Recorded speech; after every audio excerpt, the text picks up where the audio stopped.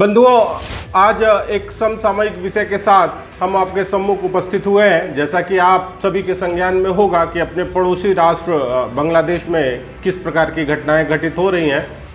वास्तव में वहाँ जो घटनाएं हो रही हैं उसमें हमारी कोई विशेष रुचि नहीं है, जैसा कि अन्य भारतीयों की रुचि नहीं है। सोशल मीडिया पे कुछ अगर आदान प्रदान और किसी तरह से काल यापन जैसी चीज़ें हैं कि समय कट जाए तो वो थोड़ी बहुत चल रही है, लेकिन वास्तव में किसी को उसमें कोई बहुत इंटरेस्ट नहीं है, तो मेरा भी नहीं है। और चूंकि ये हमारी परंपरा रही है, अगर हम बात करें अलेक्जेंडर ने जब भारत पे आक्रमण किया था तो उस समय धनानंद जो मगध का सम्राट हुआ करता था और बहुत शक्तिशाली था, तो जब चाणक्य उससे सहायता मांगने गए तो उसने कहा कि भाई हमारे पर जब आक्रमण करेगा तो हम देख लेंगे। अब ये अलग बात है कि अलेक्जेंडर के सैनिकों ने आगे युद्ध करने से मना कर दिया और उसको वापस जाना पड़ा। अब वो मगध पे आक्रमण करता तो क्या दशा दिशा बनती, अब इसके बारे में आकलन करना तो मीनिंगफुल है नहीं। लेकिन अभी जो घटनाएं घट रही हैं उसके कुछ परिणाम और दुष्परिणामों पे हमें चिंतन और मंथन करने की आवश्यकता है। वास्तव में बहुत सारे मैसेजेस आए कि इसको डीपी लगाएं, हिंदुओं पे अत्याचार हो रहा है। देखिए, हमारे मनीषियों को इस परिस्थिति का ज्ञान बहुत पहले से था, इसीलिए उन्होंने कहा त्रेतायाम मंत्र शक्तिश्च ज्ञान शक्ति कृते युगे द्वापरे युद्ध शक्तिश्च संघे शक्ति कलयुगे। अर्थात अगर कलयुग में संगठित नहीं रहेंगे तो आप शक्ति ही नहीं रहेंगे। बांग्लादेश में जो हिंदू हैं, रह रहे हैं, लड़ाई उनको ही लड़नी है। हम सहयोगी हो सकते हैं, हम उनकी तरफ से लड़ाई लड़ने नहीं जा सकते। और सीधी सीधी बात है, अगर वो संगठित होंगे तो इसका मुकाबला कर पाएंगे, नहीं संगठित होंगे तो नहीं कर पाएंगे। इसमें कोई बहुत बड़ी बात नहीं है। तो जो मैसेजेस आ रहे हैं उनके बाद, और अभी आज एक घटना घटी बरेली में, किसी युवक ने एक पोस्ट डाला था सोशल मीडिया पे कि बांग्लादेश के बाद अब भारत की बारी है। तो भाई हो सकता है उसकी नीयत ठीक ना हो ये मैसेज डालने के लिए, लेकिन ये है कि उसने जो बात कही उस पर विचार करने की आवश्यकता है, विचारणीय अवश्य है। देखिए, हम बांग्लादेश की बात कर रहे हैं, अभी भारतवर्ष के अंदर ही कश्मीर है ना। कश्मीरी ब्राह्मणों को वहां से भगा दिया गया, कश्मीरी ब्राह्मणों ने कोई स्टैंड नहीं लिया और आज भी वो एक शेल्टर होम्स में कह लीजिए या रिफ्यूजी की तरह, भारतवर्ष अपने ही देश में वो रिफ्यूजी की तरह रह रहे हैं। उनका अपना अस्तित्व, कहते हैं आइडेंटिटी क्राइसिस की सिचुएशन में है, क्योंकि उन्होंने कोई इनिशिएटिव नहीं लिया तो उनको कोई सपोर्ट भी नहीं मिला और वो जहाँ तहाँ भटक रहे हैं, या जो कुछ बहुत अच्छा कर रहे हो, बहुत पैसा कमा रहे हो, लेकिन वो भगा दिए गए, ये भी एक सत्य है और कोई कुछ नहीं कर पाया।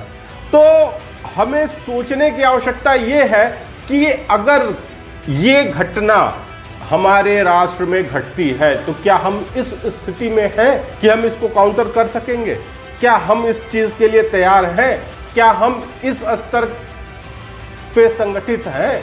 अगर हमसे एक पंक्ति में पूछा जाए तो नहीं।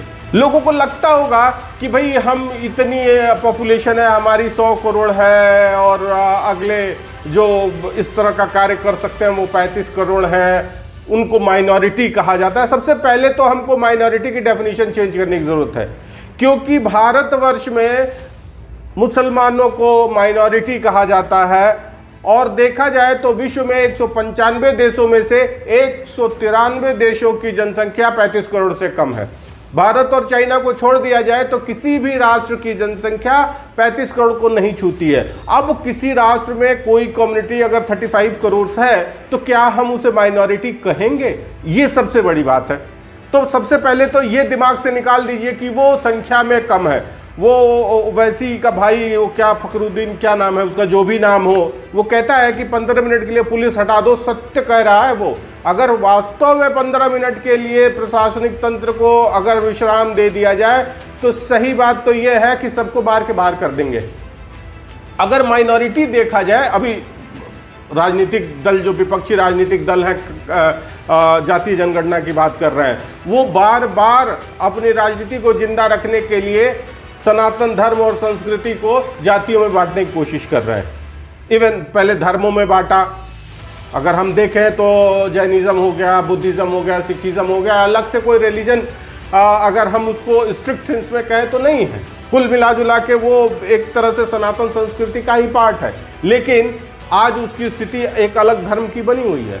वैसे ही जातियों में बांटने का बार बार प्रयास किया जाता है। तो अगर हम देखें तो माइनॉरिटी में कौन है?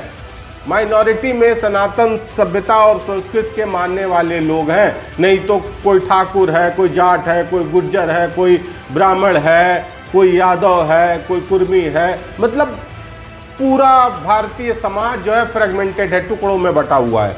तो माइनॉरिटी में वो नहीं है, क्योंकि उनकी बात तो हम करते ही नहीं कि उनमें कितने डिवीजन हैं। जरीना भट्टी का एक आर्टिकल है कास्ट इन इस्लाम, अगर आप उसमें देखें तो इस्लाम बहुत सारे उसमें पार्ट्स हैं, लेकिन हम उसकी बात कभी नहीं करते, क्योंकि राजनीतिक दल जो है उनका उधर से कुछ प्रॉफिट नहीं होना है। वो इकट्ठा रहे और इधर बटा रहे, तभी उनको फायदा है, और वो अपने वर्तमान फायदे के लिए देश के भविष्य को दांव पे लगा के बैठे हुए हैं।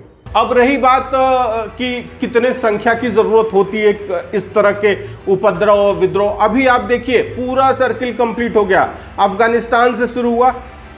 अभी जो कुर्सी, मेज और फ्रिज, टीवी और कपड़े लेके भागते हुए दिख रहे हैं, ये जो एक सीन है ये बहुत दिनों से देखने को मिल रहा है। आप जब देखेंगे तो आपको लगेगा ये तो हमने पहले भी देखा है, पार्लियामेंट में बैठे हुए लोग हमने पहले भी देखा है। ये कहानी अफगानिस्तान से शुरू हुई, अफगानिस्तान, फिर पाकिस्तान, फिर श्रीलंका, बांग्लादेश।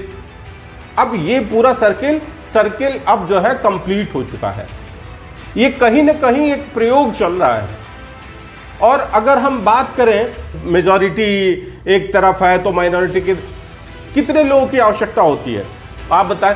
पहली चीज, एक और चीज है कि इसको कहा जा रहा है कि आईएसआई प्रायोजित है। आईएसआई को आप लोग ओवर एस्टिमेट कर रहे हैं। जो हो रहा है वो आईएसआई की क्षमता से कहीं बाहर है। इसमें कई तरह की आइडियोलॉजी, जिसमें लेफ्टिस्ट आइडियोलॉजी भी दिख रही है, इसमें फंडामेंटलिस्ट जो है वो उनका भी हाथ दिख रहा है। इसके अलावा अगर हम बात करें, बांग्लादेश की आबादी 20 करोड़ के आसपास है, और विद्रोह कितने लोगों ने किया? 20,000, 50,000, 1 लाख, 1.5 लाख, अधिक से अधिक इतने ही, और इतने लोगों ने मिलकर सत्ता पलट दिया।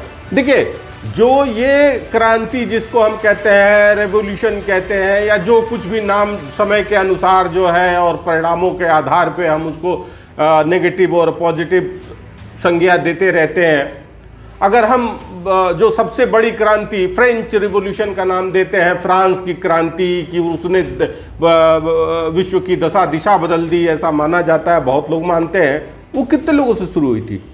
जेल से भागे हुए 50 कैदी, मात्र 50 कैदियों ने, लुई 16 उस समय अपने परिवार के साथ बैठ के चाय पी रहा था, 50 कैदियों ने लुई 16 को वहां से पकड़ा, उसके पूरे परिवार को मार डाला और उसको वो बकरे जिस पे काट के लटकाते हैं आजकल, उसी हुक पे लटका दिया। तो कहने का तात्पर्य है कि शुरुआत कितने लोगों से हुआ? 50 लोगों से हुआ। तो 20, 25, 50,000 और 1 लाख लोग तो बहुत हो गए।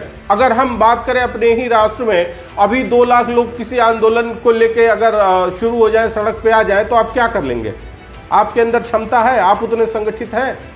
और सबसे बड़ी समस्या है, 2 और प्रकार के लोग हैं। एक तो सबसे ज्यादा अगर हम कहें निकृष्ट प्रकार है, जो लोग को ये लगता है कि चलो यार क्या फर्क पड़ता है, हम इधर से उधर चले जाएंगे। अगर केवल धर्म परिवर्तन कर लेने से, अगर इस्लाम में परिवर्तित हो जाने से शांति स्थापित हो जाए तो बहुत महंगी नहीं है शांति वो। लेकिन क्या आपको लगता है Syria, Iraq, Iran, Lebanon, Jordan, ये कितने उदाहरण आपको चाहिए जहां केवल इस्लाम ही है, वहां कितनी शांति है आपको पता है? तो इस तरह की मूर्खतापूर्ण बात जो कुछ लोग हैं जो सोचते हैं, वो पहली चीज तो वो मतलब उनको तो जीने का अधिकार ही नहीं है। दूसरे मूर्ख जो है तटस्थ लोगों की संख्या। हमारे राष्ट्र में तटस्थ लोगों की संख्या अगर हम पूरी जनसंख्या में 35 करोड़ अलग करके अगर हम 100 करोड़ में देखें तो तटस्थ लोगों की संख्या 80 से 85% बैठेगी। और ये सबसे ज्यादा खतरनाक यही है, क्योंकि ये मेजॉरिटी का भ्रम पैदा करते हैं लेकिन किसी काम के नहीं होते हैं। चाणक्य ने सॉवरेनिटी का सिद्धांत दिया था, संप्रभुता का, 7 organ theory of A state. संप्रभुता का पहला सिद्धांत भी उसे माना जाता है मानव इतिहास में। उन्होंने कहा था कि तटस्थता सबसे खतरनाक होती है। उन्होंने राष्ट्रों के बारे में कहा था कि किसी भी राष्ट्र को तटस्थ नहीं रहने देना चाहिए, और ये केवल राष्ट्रों के लिए नहीं लागू होता है, ये समाज पे भी लागू होता है, ये राष्ट्र के अंदर भी लागू होता है कि जो तटस्थ होते हैं वो भ्रम पैदा करते हैं कि वो आपके साथ है जबकि वो किसी काम के नहीं है। तो सबसे पहले तो प्रयास ये होना चाहिए कि किसी को तटस्थ नहीं रहने देना चाहिए। ये जो तटस्थ लोग हैं ये कभी भी आपको धोखा दे जाते हैं।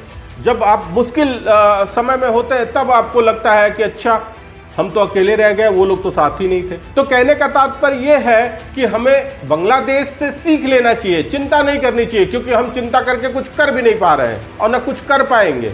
अफगानिस्तान के मामले में क्या कर पाए? नहीं कुछ कर पाए ना। श्रीलंका में क्या कर पाए? कुछ नहीं कर पाए। तो कहने का तात्पर्य यह है कि हम कर तो कुछ नहीं पाएंगे और न कर कुछ पा रहे हैं, तो हमें उनसे सीख लेनी चाहिए कि हमारे यहाँ अगर ऐसी परिस्थितियां बनती हैं तो क्या हम इतने संगठित हैं, क्या हम इतने तैयार हैं कि इस प्रकार की घटनाओं में अवरोध उत्पन्न कर सकें, बाधा उत्पन्न कर सकें, उनको नियंत्रित कर सकें। अगर नहीं है तो हमें क्या करना चाहिए, इस पे विचार करने की आवश्यकता है। और कहीं ऐसा ना हो कि विचार करते करते बहुत देर हो जाए। केवल विचार करने की आवश्यकता नहीं है, बल्कि एक्ट करने की आवश्यकता है, सक्रिय होने की आवश्यकता है, रेस्पॉन्ड करने की आवश्यकता है। हम रिएक्ट करने का इंतजार नहीं कर सकते कि जब होगा तो हम देखेंगे। रेस्पॉन्ड करने की आवश्यकता है, हमको पहले से तैयार रहने की आवश्यकता है। हमें अपने आप से प्रश्न पूछने की आवश्यकता है कि क्या हम तैयार हैं। हमें अपने पड़ोसी से प्रश्न पूछने की आवश्यकता है, क्या आप तैयार हैं? और नहीं तैयार है तो तैयार रहें, क्योंकि इस तरह की घटनाएं पूछ के नहीं आती हैं। कोई लेटर और कोई किसी भी तरह का कम्युनिकेशन के माध्यम से आपको सूचित करके नहीं आती हैं। तो आप निसंदेह इसमें रुचि रखें, लेकिन आप सीख लें, न कि इसका मनोरंजन का साधन बनाएं व्हाट्सएप पे और डीपी लगा के। आप इससे सीख लें कि अगर इस तरह की परिस्थितियां बनती है तो हमें क्या करना है, अपनी दशा दिशा निश्चित करें। कहते हैं कि आप किसी नतीजे पे रहें, परिणाम क्या होगा क्या नहीं होगा उसमें बहुत कुछ हम नहीं कर सकते, लेकिन हम पहले से ये निश्चित करके बैठे रहें कि हमारा रोल क्या होगा और क्या होना चाहिए। अगर किसी को लगता है कि हम डराने का प्रयास कर रहे हैं तो उसको बिल्कुल सही लगता है, हम डराने का ही प्रयास कर रहे हैं। और अगर आप नहीं डरे तो इसका मतलब ये नहीं है कि आप बहुत बहादुर हैं, इसका मतलब ये है कि आप बेवकूफ़ हैं। क्योंकि कभी कभी समय रहते डर जाना भी स्ट्रेटेजी का हिस्सा होता है। आज के लिए इतना ही, आगे किसी नए विचार के साथ पुनः उपस्थित होंगे। धन्यवाद।